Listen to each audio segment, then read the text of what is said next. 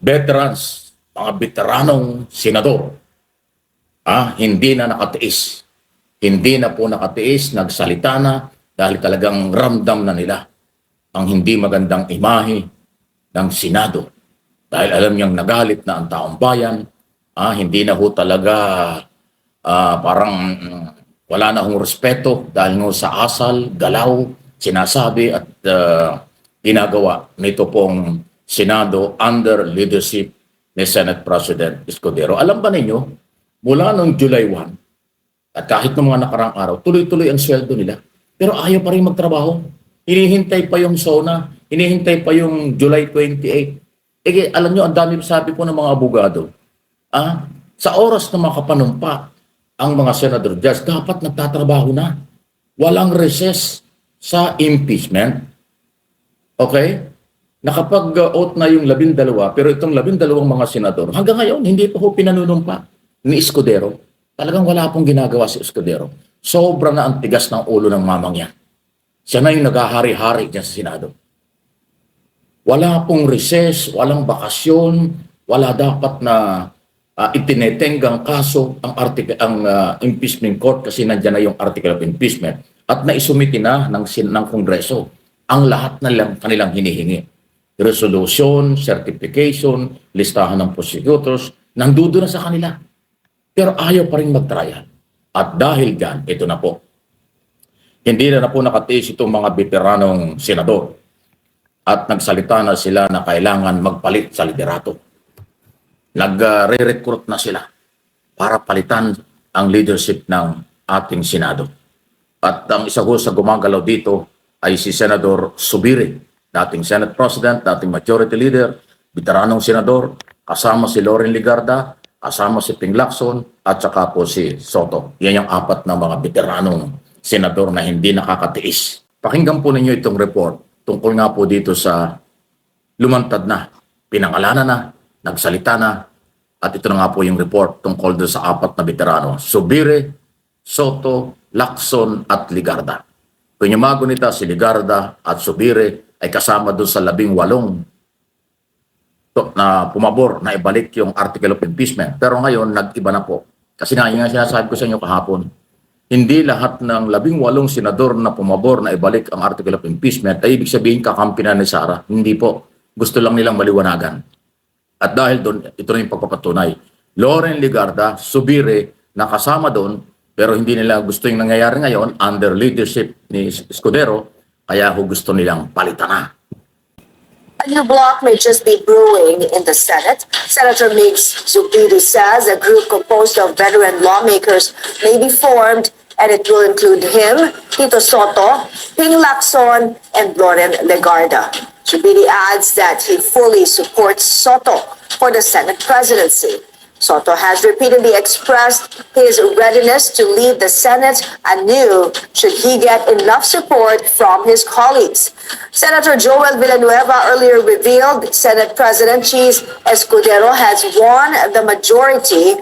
Zubiri became Senate President in 2022 and was replaced by Escudero last year. Yeah. So yung binabanggit niya yung si Villanueva, alam mo si Villanueva kasama po yan sa 18.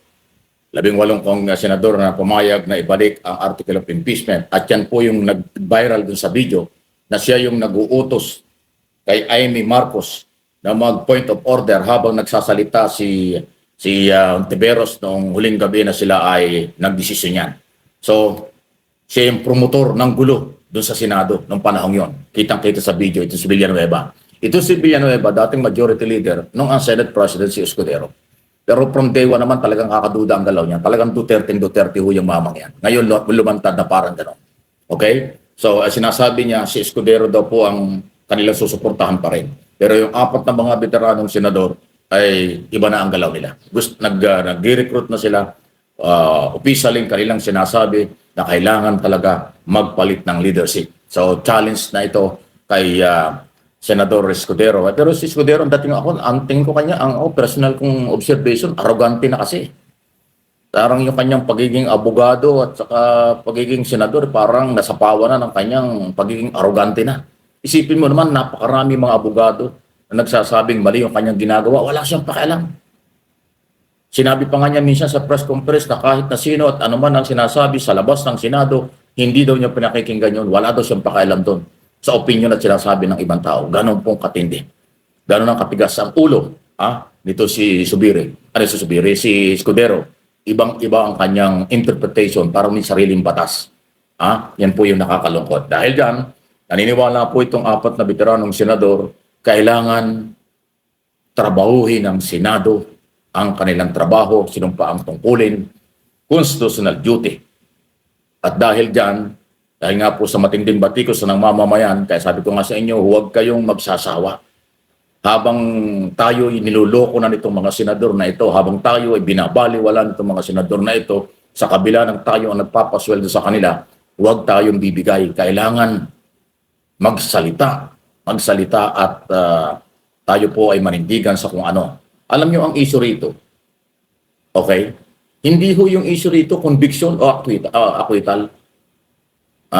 Ang issue rito mailatag ang ebidensya para makita ng taong bayan.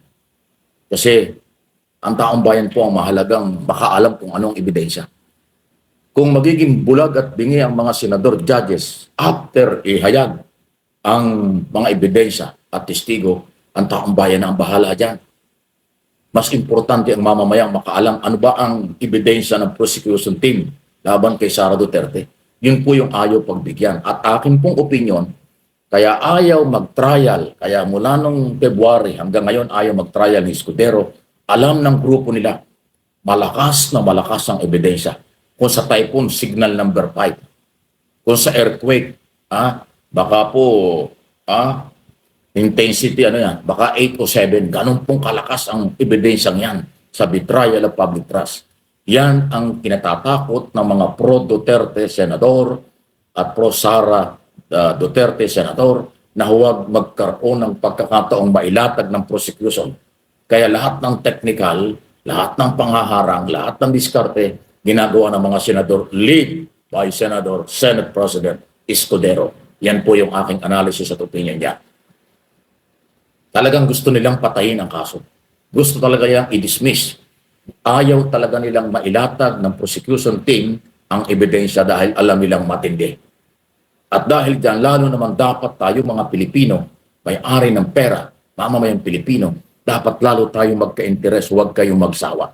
Yan po yung dahilan kung bakit sinasabi kong huwag kayong magsawa sa balitang ito. Dahil pag pinagsawaan nyo ito, parang kinukonsinti na natin ang korupsyon sa gobyerno. Parang kinukonsinti na ninyo ang pang-aabuso ng mga opisyal ng gobyerno. Kasi ang pinag-uusapan dito, culpable of violation of the Constitution, betrayal of public trust, graft in corruption, pang-aabuso. Kaya dapat i-trial, papanagutin kung kinakailangan. Ay bakit pinagtatakpan nila? Tapos bigla kayong manlalamig, o huwag natin bantayan, nagsasawa kayo, ay di parang kinampihan na natin ang mga korap. Parang kinampihan natin ang mga abusado ng mga opisyal kasi napakasamang president noon. Sa paningin ng taong bayan, si Sara ay merong pag-aabuso. Si Sara ay merong maling ginawa. Pero dapat magkaroon ng trial para bigyan siya ng pagkakataon. Pero ayaw bigyan ng pagkakataon ng mga senador, nakakampi niya. Dahil alam niyang napakalakas ng ebidensya. So, pinagtatakpan nila sa taong bayan ang mga Duterte. Higit sa lahat, ayaw nilang ilatag ang ebidensya dahil alam nilang lalong magagalit ang mamamayan sa mga abusado sa ating lipunan. Eh bakit nila pagtatakpan yun?